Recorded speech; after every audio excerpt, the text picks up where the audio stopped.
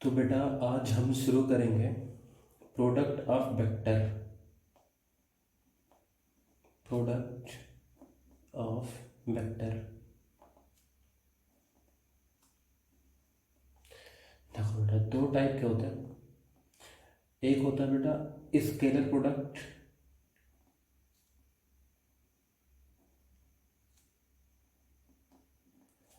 और एक होता है बेटा वेक्टर प्रोडक्ट।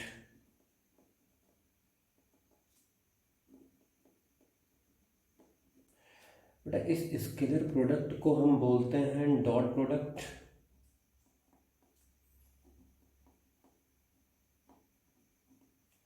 और बेटा इसको हम बोलते हैं क्रॉस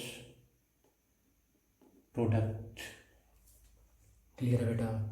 देखो मान लिया दो वेक्टर हैं बेटा ए एंड बी और हमने ऐसे लिखा बेटा, तो इसको हम बोलते हैं ए डॉट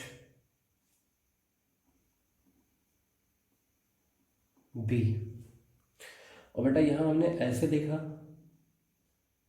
बेटा, इसको बोलते हैं हम बेटा ए क्रॉस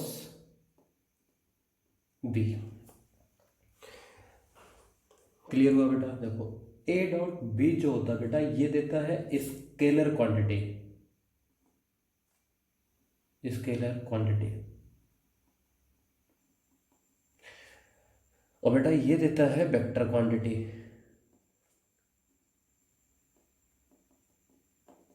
क्लियर है? स्केलर क्वांटिटी बेटा, ये वेक्टर क्वांटिटी। अच्छा देखो ए डॉट बी कैसे निकालते हैं और ए क्रॉस बी कैसे निकालते हैं, ये हम इसी चैप्टर में सीखेंगे बेटा। तो अब हम शुरू करते हैं dot product.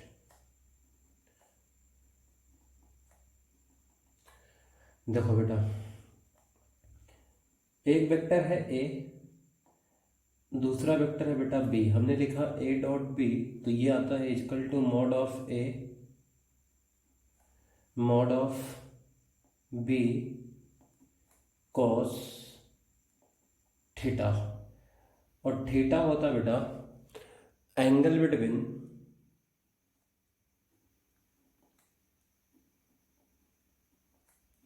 Vector A and vector B.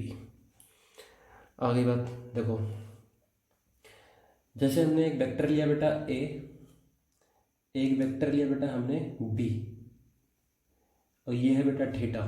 तो देखो याद करो एंगल बिटवीन टू वेक्टर्स कब डिफाइन होता था बेटा, जब दोनों की पूंछ एक साथ हो या दोनों की मुंडी एक साथ हो। तो बेटा यहाँ पर ए डॉट बी की वैल्यू क्या होगी, ये होगी mod of A mod of B cos theta होगी। आगे बात इधर देखो बेटा, कुछ और बातें इसमें सीखते हैं हम। बेटा ये ए वेक्टर था, ये बी वेक्टर था, ये थीटा था बेटा। अगर इसको मैं रिजॉल्व करूँ तो इधर आएगा ए कॉस थीटा और इसके परपेंडिकुलर कितना आएगा बेटा ए साइन थीटा। ऐसे बेटा इसी में वेक्टर बी था, ये वेक्टर ये था, ये बेटा इसको हम रिजॉल्व करें, इधर आएगा कितना बेटा, अगर ये एंगल थीटा था तो बी कॉस थीटा, और इधर कितना आएगा बेटा बी साइन थीटा बेटा। तो यहाँ देखो बेटा, अगर इसको मैं ऐसे लिखूँ यहाँ पे, तो इसको मैं एक चीज़ और लिख सकता हूँ। देखो यहाँ ध्यान से मैं लिख सकता हूँ A dot B is equal to mod of A and into कर लो dot component of B vector along, मतलब ये मॉड लिखना बेटा एलोंग ए, इसका मॉड। या फिर बेटा इसी को मैं लिख सकता हूँ ए डॉट बी को mod of B vector into mod of component of A vector along B vector. ये दोनों बातें भी लिखी जा सकती हैं। क्लियर बेटा? तो ये हो गया ए डॉट बी की बेसिक सी बात। आगे बात बेटा, आगे देखो,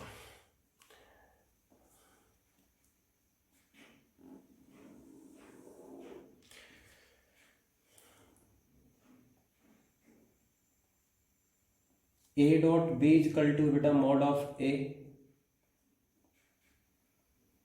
ऑफ बी और कॉस थीटा। देखो बेटा ये तो मैग्नीट्यूड है, ये भी मैग्नीट्यूड है, कॉस थीटा बेटा। अब देखो एक छोटी सी बात, if mod of A is not equal to zero, mod of B is not equal to zero. Clear बेटा, मतलब इसको बोलने का मतलब क्या बेटा, vector A and vector B are non zero vector, दोनों वेक्टर जीरो वेक्टर नहीं है। तो ध्यान से सुनो बेटा, सबसे important point, then if vector A is perpendicular to the vector B, तो यहां से देखो बेटा क्या होगा, क्या थीटा की वैल्यू होगी π/2, तो ए डॉट बी कितना आएगा बेटा, जीरो आएगा।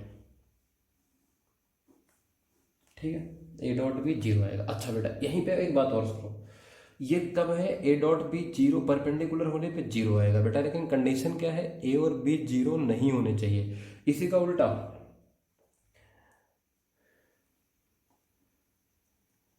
ए dot B equal to zero, ये क्या बेटा, ए और बी तभी परपेंडिकुलर होंगे बेटा जब ए और बी नॉन जीरो होंगे। तो लिख लो बेटा, if A dot B equal to zero, if A dot B equal to zero, A and B will be perpendicular to each other, A and B will be perpendicular to each other if A and B are non-zero vectors। क्यों बेटा, इधर सुनो, इसको मैं लिख सकता हूँ ना, मॉड ऑफ A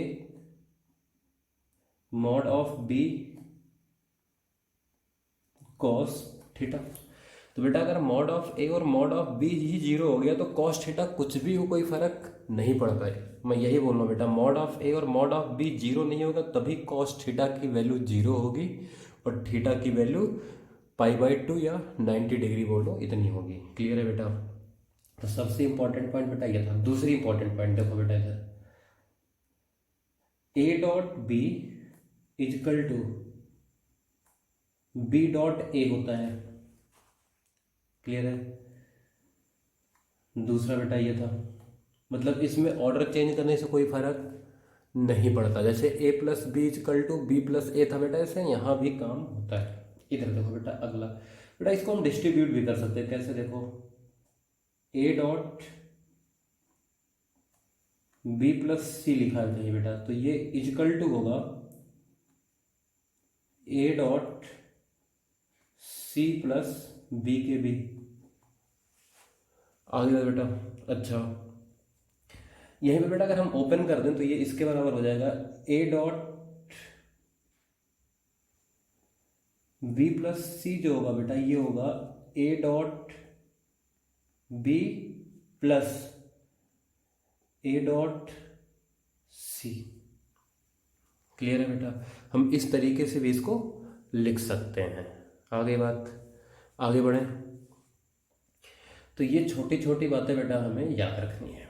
इधर देखो बेटा अगली बात, अगर कहीं लिखा है a डॉट ए तो बेटा ये आएगा mod of A, mod of A बेटा। अब ए वेक्टर तो ए के पैरेलल ही होता है, तो बेटा यहाँ आ जाएगा कॉस जीरो आएगा, और कॉस जीरो की बेटा वैल्यू होती है 1, तो ये आ जाएगा mod of A square, A dot A की वैल्यू। ये भी याद रहे तो अच्छी बात है। क्लियर बेटा, आगे बढ़े। यहाँ तक की बात क्लियर हुई बेटा। देखो सबसे पहली बात बेटा, देखो यहाँ पे चाहो तो लिख भी लो फिर से दोबारा, if two vectors are perpendicular, if two vectors are perpendicular then their dot product must be zero. Their dot product must be zero. लिखा बेटा। अच्छा, इसी का उल्टा, if dot product of two vector is zero, if dot product of two vector is zero, then these vector may or may not be perpendicular to each other, these vectors may or may not be perpendicular to each other। बेटा सुनो क्यों, हाँ condition लगा दें तो होगा बेटा। लिखो, बिकॉज इसमें ए एंड बी वेक्टर में भी जीरो वेक्टर्स, जीरो वेक्टर्स हो सकते हैं बेटा कि नहीं हो सकते। अगर जीरो वेक्टर हो गए बेटा तो ए डॉट भी जीरो होगा, लेकिन वो परपेंडिकुलर नहीं होंगे। ये बात समझ में आ गई, इतनी बात समझ में आई। इधर देखो बेटा, अब इसी में बेटा हम आगे बढ़ेंगे, छोटी छोटी और बातें करेंगे। इधर देखो, A dot B is equal to है बेटा mod of A mod of B cos theta. ठीक है बेटा, मैंने कंडीशन लगा दिया है, mod of A not is equal to zero, mod of B not is equal to zero, ये कंडीशन हमने लगा रखा है बेटा। तो बेटा if theta greater than zero है बेटा, greater than equal to zero है, फिर से लिख देता हूँ, if theta greater than equal to zero है बेटा और less than pi by two radian है, या इसको बोल लो बेटा 90 डिग्री बोल लो, तो बेटा ए डॉट बी जो आएगा ना वो आएगा मॉड ऑफ ए हमेशा पॉजिटिव बेटा, मॉड ऑफ बी हमेशा पॉजिटिव बेटा, कॉस थीटा बेटा फर्स्ट क्वाड्रेंट में लाई करेगा तो कॉस थीटा भी पॉजिटिव आएगा, ये आएगा बेटा आपका पॉजिटिव। इफ थीटा बेटा 90 की तो कहानी एक्सप्लेन कर ही चुका हूँ, थीटा क्या बेटा पाई बाई टू से लेके पाई तक है, मतलब 90 से लेके 180 तक है, तो बेटा कॉस थीटा नेगेटिव आएगा। और ए डॉट बी की जो वैल्यू आएगी ना बेटा ये आ जाएगी आपकी नेगेटिव। तो बेटा ए डॉट बी पॉजिटिव भी आ सकता है, नेगेटिव भी आ सकता है और जीरो भी आ सकता है, ये बात याद रखना है। लिखना चाहो तो आप लिख भी लेना, वो डिपेंड करता है दोनों वेक्टर्स के बीच की एंगल क्या है। आगे बढ़े, देखो बेटा ये थी डॉट प्रोडक्ट की बेसिक सी बात। चलो क्वेश्चन करते हैं छोटा सा। Vector A mod of A is equal to 20, mod of B is equal to 6 and angle between them is 60 degree, then find a dot b। देखो बेटा a डॉट b की जो वैल्यू आएगी mod of a mod of b cos 60। बेटा इससे बेकार सवाल कुछ हो भी नहीं सकता। देखो मॉड ऑफ a गिवन आपको 20, मॉड ऑफ बी बेटा आपको गिवन है 6 और कॉस 60 बेटा होता है आपका 1/2, तो बेटा ये आ जाएगा 60 आपका यूनिट आंसर होगा। आगे बात देखो, इसका यूज कहाँ आएगा बेटा, हम आगे पढ़ेंगे work done.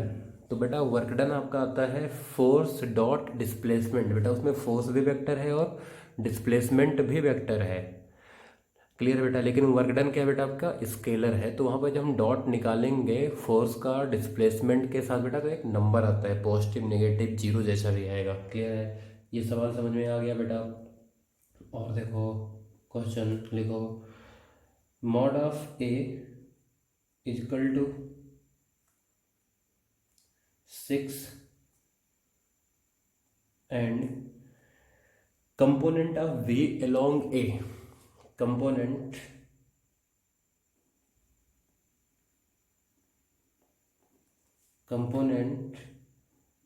of b along a is 10 unit and anti-parallel to A and anti-parallel to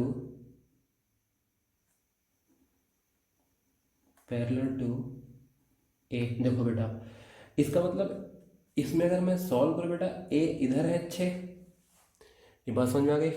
और B का बेटा जो कंपोनेंट है परपेंडिकुलर से तो कोई मतलब था ही नहीं, पैरेलल वाला कंपोनेंट जो था एलॉन्ग वाला कंपोनेंट, और 10 यूनिट है इसके एंटी पैरेलल बेटा। इसका तो दोनों के बीच का एंगल कितना बना, 180 बना बेटा कि नहीं बना।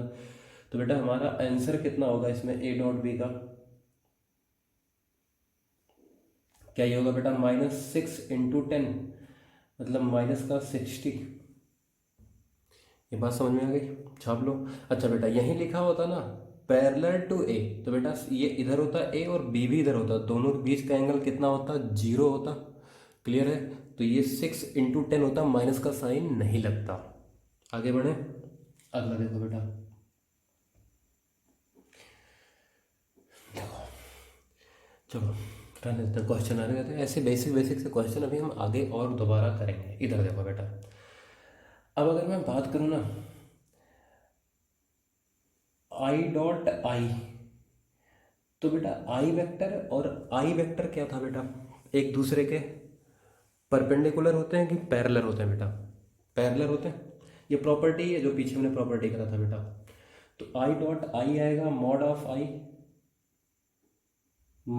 आई कॉस 0, तो बेटा ये कितना आ जाएगा, क्या 1 आएगा कि नहीं आएगा। ऐसे बेटा जे डॉट जे कितना आ जाएगा, वो भी 1 आ जाएगा, और के डॉट के कितना आ जाएगा बेटा, 1 आ जाएगा। तो आई डॉट आई कितना बेटा, I dot I is equal to J dot J is equal to K dot K is equal to कितना बेटा, 1।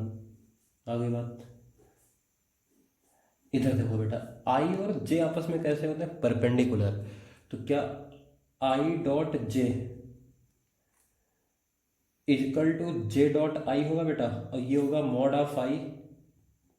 मॉड ऑफ जे कॉस π/2 या 90। बेटा ये 0 होगा कि नहीं होगा, तो ऐसे मैं यहाँ पर लिखूँ तो लिख सकता हूँ I dot J is equal to I dot K is equal to J dot K is equal to कितना बेटा, 0।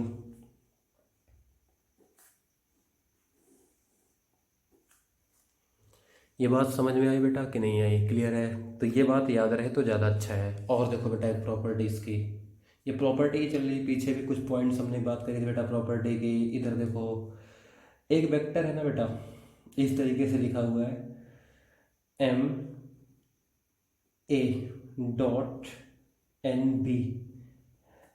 बेटा इसमें जो है ना m और n कांस्टेंट है, क्या है, m और n कांस्टेंट है बेटा। ये ऐसे भी लिखा जा सकता है बेटा m इंटू एन और a डॉट b, मतलब कांस्टेंट को आपस में मल्टीप्लाई कर लो। जैसे एग्जांपल देखो, मैंने लिखा बेटा 10i डॉट 6i, तो बेटा ये कितना आ जाएगा 60, और i डॉट आई, और i डॉट आई कितना होता है बेटा 1, तो क्या आंसर आ गया 60। अच्छा एक चीज़ है, अभी तक ऐसे तुक्के से बेटा जितने सवाल उठाए मैंने सबका आंसर कितना आ रहा है, 60 के टर्म में ही आ रहा है। तो कहीं तुम ऐसे याद मत कर लेना कि सारे आंसर क्या होता है बेटा 60 ही आते हैं। क्लियर है, याद मत करना, कूटूंगा। आगे बढ़े बेटा, देखो तो अगला पॉइंट देखते हैं बेटा, डॉट प्रोडक्ट में ही हम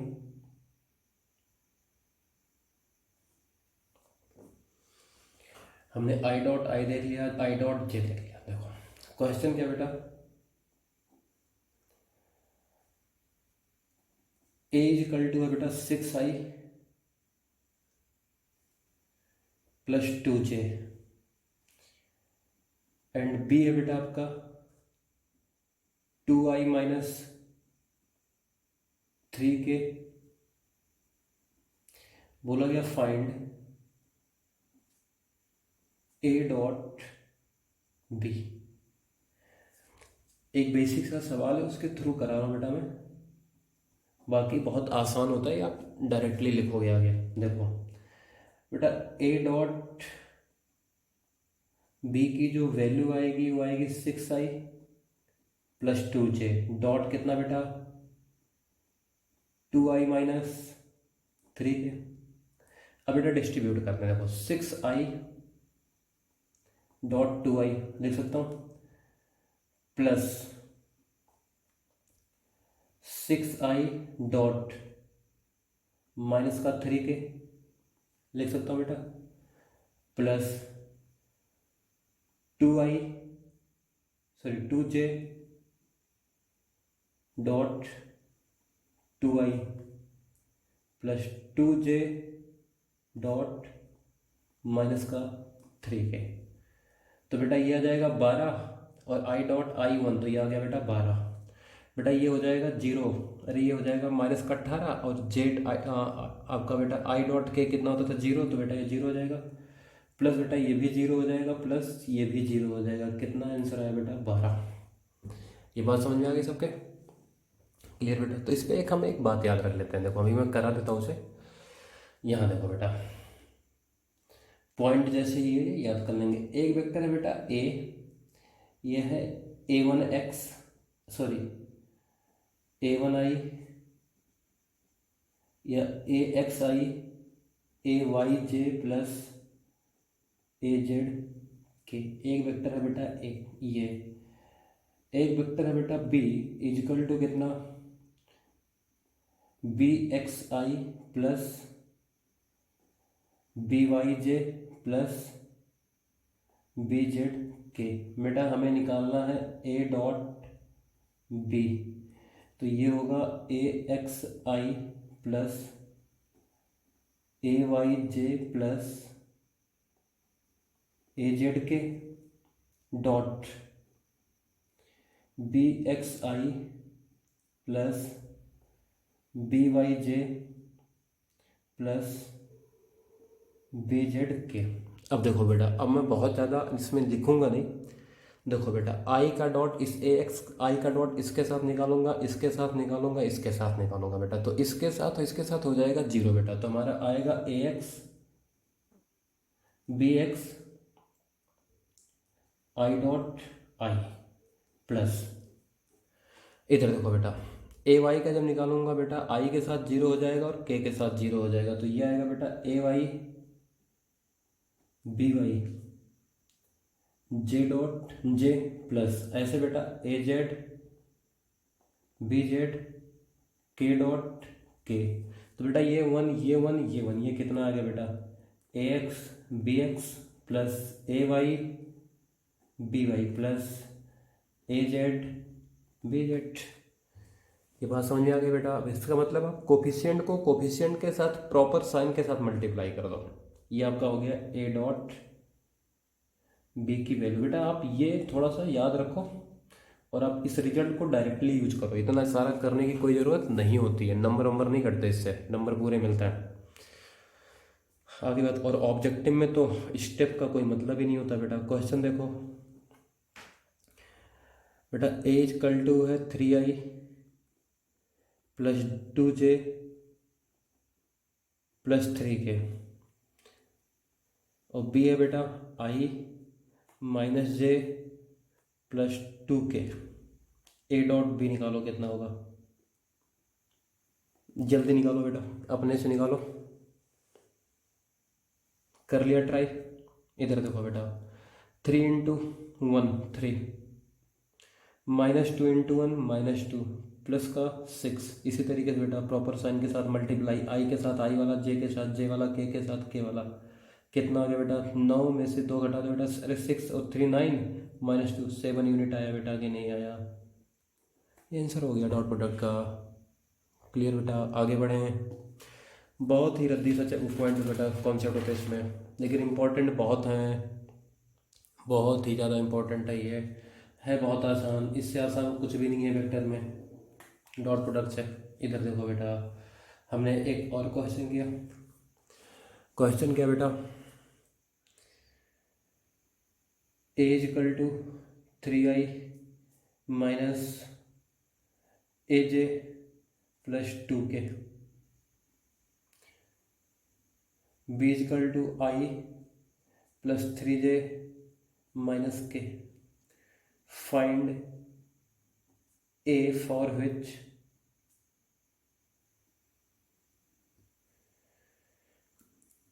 a is perpendicular to b। Clear बेटा, a क्या है, b के परपेंडिकुलर है, उस पर्टिकुलर वैल्यू के लिए बेटा हमें a की वैल्यू बतानी है। तो बड़ा आसान सा कॉन्सेप्ट है, a डॉट b कितना कर दो बेटा 0, और a डॉट b देखो कितना आएगा 3, माइनस 3a आएगा बेटा, और माइनस का 2, तो बेटा यहाँ से आ गया माइनस का 3a और प्लस का 1 इजकल टू 0 बेटा। तो a इजकल टू कितना आ गया बेटा, क्या ये आ गया 1/3। बात समझ में आई बेटा कि नहीं आई, क्लियर है, छाप लो इसे।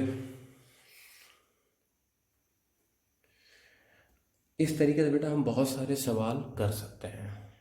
आगे बात, अब इसमें और कुछ पॉइंट्स पढ़ते हैं। देखो बेटा, अब ऐसे हमें वेक्टर गिवन होगा और इनके बीच का एंगल पूछा जाएगा। तो एक चीज़ सुनो, हमें एंगल निकालने के पहले बेटा ना कुछ बेसिक कॉन्सेप्ट देखते हैं। इधर देखो,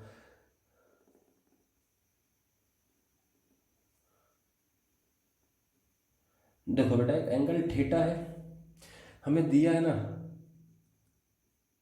कॉस थीटा इजकल टू 4/8, 4/6 या 4/7 ले लो, चलो ऐसे रेंडम सी वैल्यू ले ली मैंने। ये कॉस थीटा की बेटा हमें वैल्यू गिवन है, ठीक है।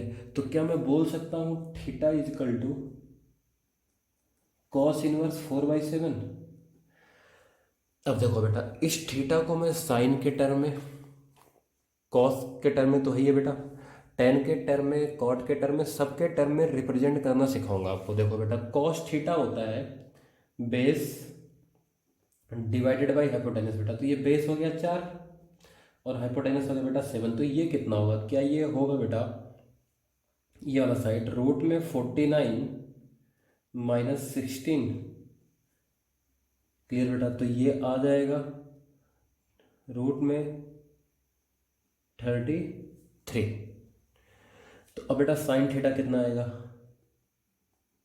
क्या साइन थीटा की बेटा वैल्यू आएगी √33/7। तो थीटा की वैल्यू साइन इनवर्स में लिख सकते हो आप। ऐसे टेन थीटा कितना आएगा बेटा, तो टेन थीटा की वैल्यू आएगी बेटा √33/4। इसी हिसाब से आप बेटा कॉट थीटा, सेक थीटा और कोसेक थीटा भी लिख सकते हो। अच्छा बेटा, इसको मैं इसलिए बता रहा हूँ ना, ये -16 है, कंफ्यूज मत होना। इसको बेटा मैं इसलिए बता रहा हूँ कि कई बार क्या होगा ना, हम कोई एंगल निकालेंगे और हमें एंगल बेटा कॉस के टर्म में आएगा, साइन के टर्म में आएगा, टेन के टर्म में आएगा, और ऑप्शन में ना वो वाला आंसर गिवन नहीं होगा, उल्टा करके इस तरीके से चेंज कर देगा ट्रिग्नोमेट्रिक रेशियो और उस टर्म में देगा। तो ये बात याद रखना कैसे सॉल्व करना है। देखो इधर, अब हेडिंग देखो बेटा, angle between two vectors, angle between two vectors लिखा बेटा। इधर देखो, हमें गिवन है बेटा वेक्टर ए और वेक्टर बी गिवन है। हेडिंग लिख लिया था ना, एंगल बिटवीन टू वेक्टर्स। तो बेटा ए डॉट बी कितना होगा, क्या ये होगा mod of A mod of B cos theta. तो बेटा यहाँ से मैं कॉस थीटा को लिख सकता हूँ A dot B divided by mod A mod B. तो थीटा की वैल्यू कितना हो जाएगा बेटा, क्या कॉस इनवर्स ये लिख सकता हूँ कि नहीं बेटा, ये बात समझ में आ गई। छाप लो एंगल बिटवीन टू वेक्टर्स में, फिर हम आगे बढ़ते हैं, क्वेश्चन करेंगे इस पर। कोई सा दो वेक्टर ले लो बेटा,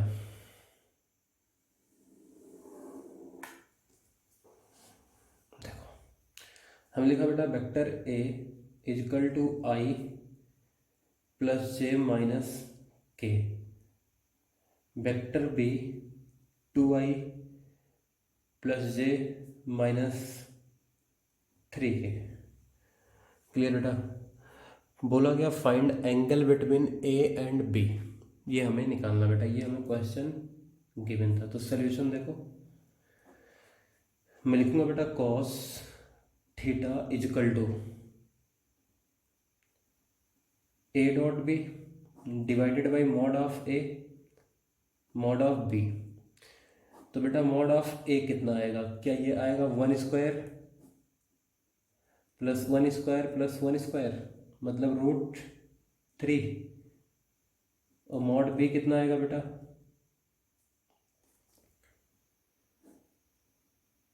सॉरी 2 का स्क्वायर प्लस 1 का स्क्वायर प्लस 3 का स्क्वायर। बेटा ये आया 4 प्लस 1 प्लस 9 कितना है बेटा, क्या ये आ गया √14।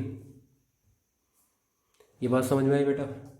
अब यहाँ पर आ जाओ आप बेटा, ए डॉट बी ये आएगा 2 प्लस 1 प्लस 3 आएगा, अरे 2 1 और 3 डिवाइडेड बाई कितना बेटा √3 और √14 कितना आ गया बेटा, क्या ये आ गया 6 बाई रूट में 42।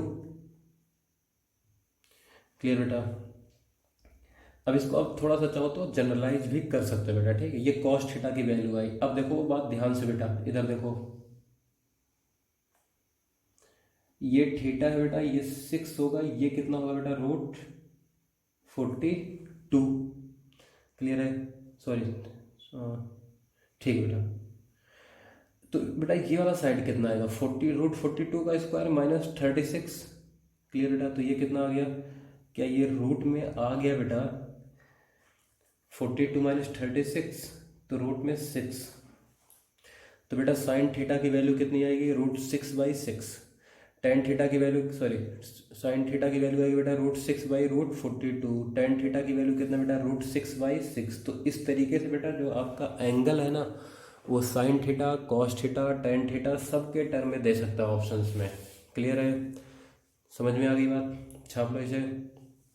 ये हो गया बेटा एंगल बिटवीन टू वेक्टर्स की कहानी।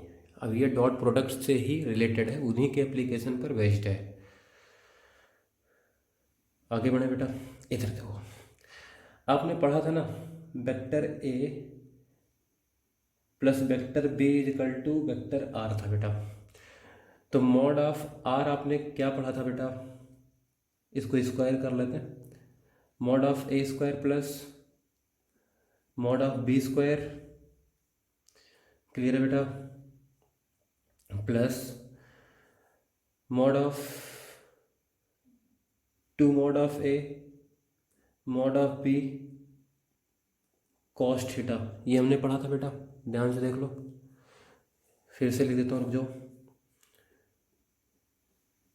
Are square is equal to mod of A square plus mod of B square plus 2 mod A mod B cos theta. ये लिख सकते हैं बेटा। देखो ये क्या है, क्या बेटा ये A square plus B square plus 2 A dot B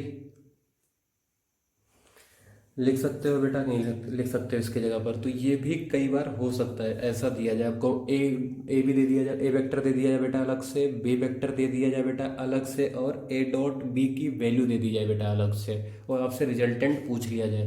clear है, तो ये कर सकते हो बेटा, आप नहीं कर सकते हो ऐसे बेटा। सब्ट्रैक्शन में कितना आ जाएगा, यहाँ पर आ जाएगा -2 ए डॉट बी। कर सकते हो ना बेटा ऐसी चीज़ें, ठीक है, छाप लो, ये भी पॉइंट बना के लिख लो। आगे देखो बेटा,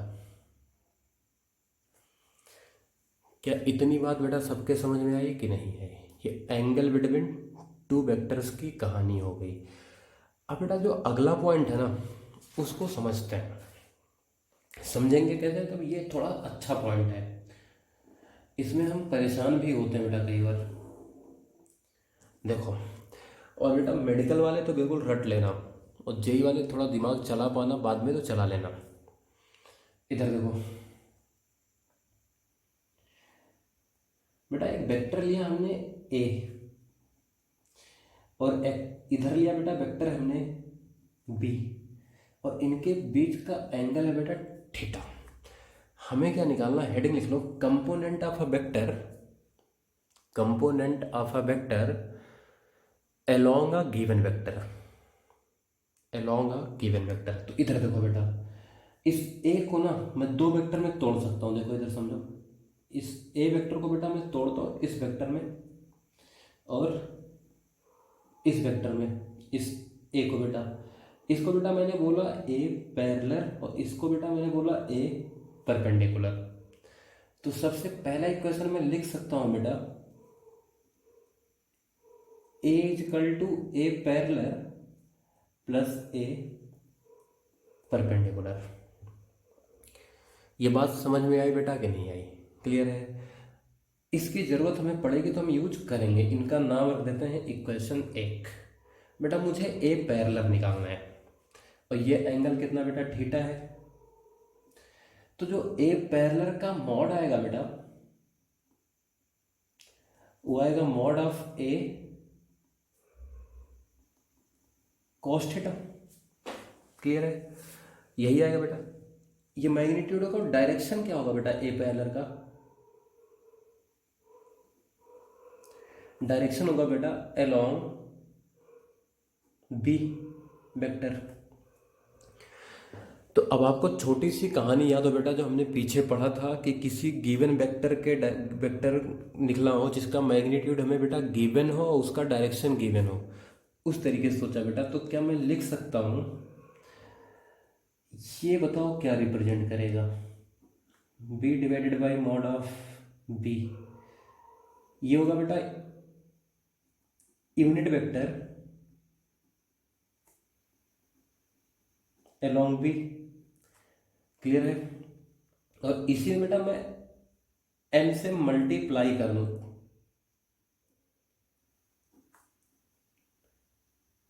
तो ये क्या देगा बेटा, ये देगा वेक्टर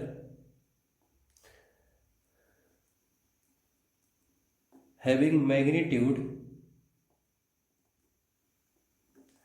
एम अलोंग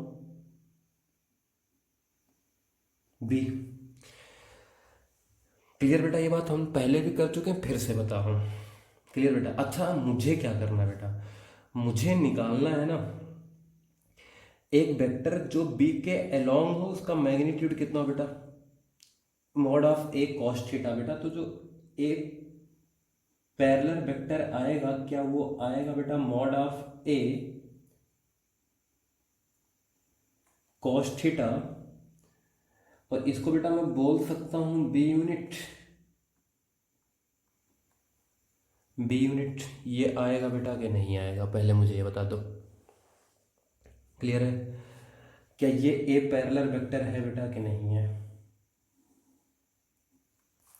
आगे बात बेटा, अब देखो ये फार्मूला हम यूज कर सकते हैं, लेकिन अगर हमें बेटा वेक्टर आई जे के फॉर्म में गिवन है तो कॉस थीटा उसमें दिखता नहीं है डायरेक्ट। तो हम इसी को और मॉडिफाई कर सकते हैं। कैसे कर सकते हैं? इधर देखो बेटा, इस एक पैरेलल को मैं लिख सकता हूं ए पैरेलल को बेटा मैं लिख सकता हूं, देखो क्या लिखा है, ये मॉड ऑफ ए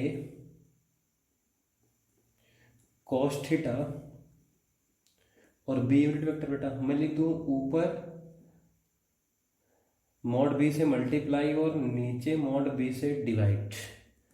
तो बेटा देखो mod of A mod of B cos theta को मैं लिख सकता हूं ए डॉट बी और बी का यूनिट वेक्टर और डिवाइडेड बाई मॉड कितना बेटा B.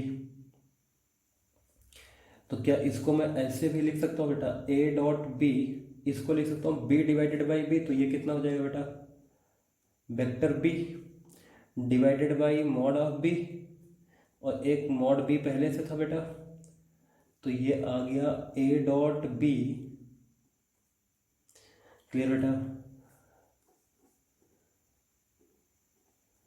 Vector B divided by mod of B का स्क्वायर, ये आ गया बेटा ए पैरेलल।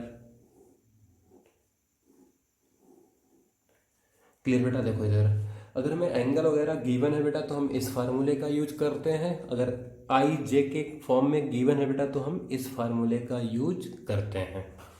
क्लियर है? इधर देखो बेटा, अब अगर आपसे परपेंडिकुलर कंपोनेंट भी पूछा जाए बेटा तो ए परपेंडिकुलर क्या होगा? क्या ए परपेंडिकुलर होगा बेटा vector A minus A parallel? तो ये क्या बेटा, ये है component of A perpendicular to B. ये बात समझ में आ गई बेटा कि नहीं आई? तो ये बिल्कुल इंपॉर्टेंट चीज़ है। क्लियर बेटा? अच्छे सवालों में बहुत ज़्यादा यूज होता है बेटा ये। क्लियर है? और इतना बड़ा सवाल आप कर नहीं सकते सोच के वहाँ पर मोमेंटली, इसलिए इसको याद ही रखो तो ज़्यादा अच्छा है। हेडिंग क्या लिखना था बेटा यहाँ पर? Component of a vector along the given vector. आगे बात बेटा, ये वाला फॉर्मेट तो हमने रिजॉल्व करने वाला पहले भी पढ़ा था बेटा, अब मैं आई जे के वाला पढ़ाना चाह रहा हूँ। क्लियर है? ये बात समझ में आ गई? इधर देखो, इस फार्मूले को बेटा मैं यहीं रखता हूँ बगल में, जो आपको हेल्प करेगा भी। और एक क्वेश्चन करते हैं। क्वेश्चन क्या है? एक वेक्टर है बेटा A is equal to 3i minus 2j plus 6k। बेटा वेक्टर बी है आपका i plus j minus 2k। Find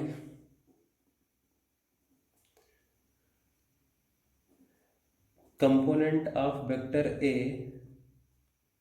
along B vector. Clear बेटा? डायरेक्टली यूज कर दो। A parallel equal to A dot B कितना बेटा? 3 माइनस 2 माइनस 12। आगे बात बेटा, वेक्टर बी लिखो बेटा यहाँ पर कितना? I plus J minus 2k divided by इसका मॉड बेटा का स्क्वायर कितना होगा बेटा? ये क्या होगा? ये रूट में 1 square plus 1 square plus 2 square का स्क्वायर, यही होगा बेटा। ये कितना आ गया बेटा? ये आ गया -12 -2, मतलब ये आ गया माइनस का 11। I plus J minus 2k divided by बेटा ये आएगा 4 5 6, रूट 6 का स्क्वायर बेटा 6। ये आ गया बेटा ए पैरेलल। अब देखो बेटा, एक परपेंडिकुलर पूछता बेटा तो उसमें से ये माइनस कर देते। आंसर आ गया बेटा कि नहीं आ गया? क्लियर है? ऐसे बेटा बहुत सारी चीज़ें आएंगी आगे काइनेमेटिक्स में। जैसे आपको गिवन होगा, मान लिया ये होता बेटा वेलोसिटी, ये होता एक्सेलरेशन, बोलता बेटा find the component of the velocity along the acceleration. बस ख़त्म काम। यही स्टेप करने थे बेटा कि नहीं करने थे? क्लियर है? छाप लिया इतना? तो बेटा आज के लेक्चर में बस इतना ही। अगले लेक्चर में बेटा हम क्रॉस प्रोडक्ट करेंगे।